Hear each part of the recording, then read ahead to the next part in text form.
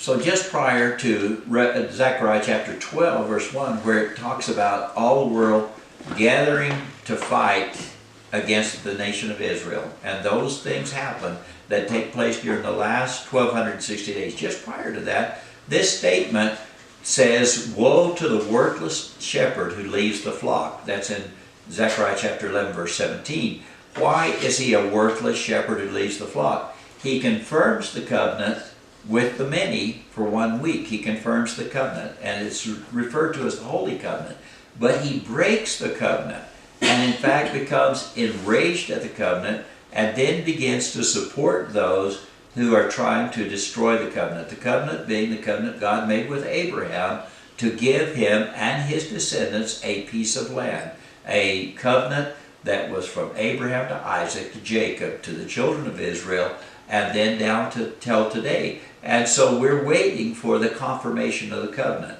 And I talked to you some about it, and I'm going to do one series of lessons on the covenant. Again, what does that mean? Because I want to get it on video.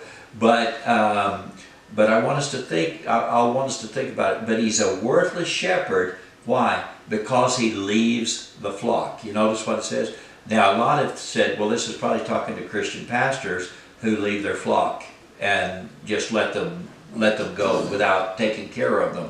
And that could have application to that. I think the lesson would be true. Nevertheless, because of where it falls in that prophecy, and remember that when whoever made the decision to mark the line between chapter 11, the end of 11, and the beginning of 12, they just marked it where they thought it ought to be. There's a possibility that this should have been, that this should be read together with that to make sense. For this to make any sense, it probably should be read with that. And so he leaves the flock. He's the shepherd. He confirms the covenant. He has taken up his position. He shows himself as the shepherd of Israel and as the one who confirms the covenant to say the land God gave to Abraham belongs to the descendants of Abraham today. And that, so it will say such things as, I believe will say such things as, all the land from, maybe say from the Wadi of Egypt to the Euphrates, from the Mediterranean Sea to the Jordan, that all of this land is given by God to Abraham and his descendants, to Isaac, Jacob, and the children of Israel. Could say something of that, and to their descendants. Or it may be as simple as saying that Israel has always been the land of the Jews. It is the Jewish homeland, has always the only nation that has, the only people who've ever had that as their homeland have been the Jews. That is the Jewish homeland. Jerusalem is the undivided capital of the Jewish state of Israel. Now, understand that it says he will confirm the covenant with the many for how long? 1 week. And he's made it clear prior to that in that same chapter, Daniel chapter 9, that he's talking about weeks of years, and there's 1 week of years left, one group of 7 years that's left. So that's what he's talking about. So he confirms the covenant, and at that point he has appointed himself, or maybe even been appointed by God, but he's appointed, nevertheless, he's taken the position, let's say, of the shepherd of Israel, because he now has become the protector of Israel. And he will set himself up that way. He's the protector. He's the one that is bringing about the covenant. He's confirmed the covenant. He's protecting the covenant. Now it says, woe to the worthless shepherd who leaves the flock.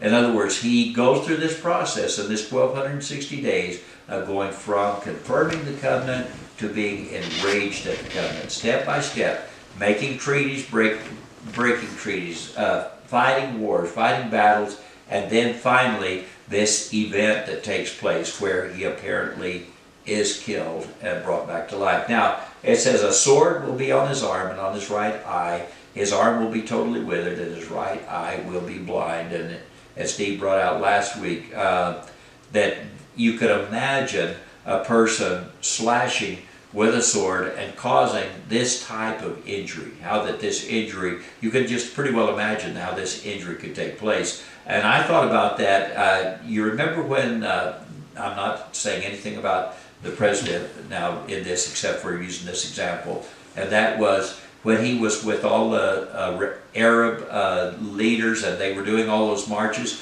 What they were doing, all of them were carrying swords. All the guys around them were carrying swords and swinging swords around and all of that, and couldn't help but be a little bit nervous about that, knowing that that is one of the things that they do. That deal of all of them carrying those swords around and all of that, right in the presence, without his security detail being close enough to do anything about it. If any one of them decided to try to take him out, would they not be able to do it before they could be eliminated? I mean, they looked to me like they could have at that point. It says a sword will be on his arm and on his right eye. His arm will be totally withered and his right eye will be blind. That, I believe, is the same event that we read about in 9:27, and this is where we'll start again, which we start, a lot of times we'll start in the same verse, but he will make a firm covenant with the many for 1 week, but in the middle of the week he will put a sacrifice, a stop to the sacrifice and grain offerings, and on the wing of abominations will come one that makes desolation, even until a complete destruction, one that is decreed, is poured out on the one who makes desolate. And I think that's what that is talking about as well. So the breaking of the covenant that he has confirmed, and it was from the beginning, said that that's what was going to happen. Pastor Juan, you can shut that device off if you'd like to. I didn't set the timer this time, so I don't know how well it did. All right, let's pray.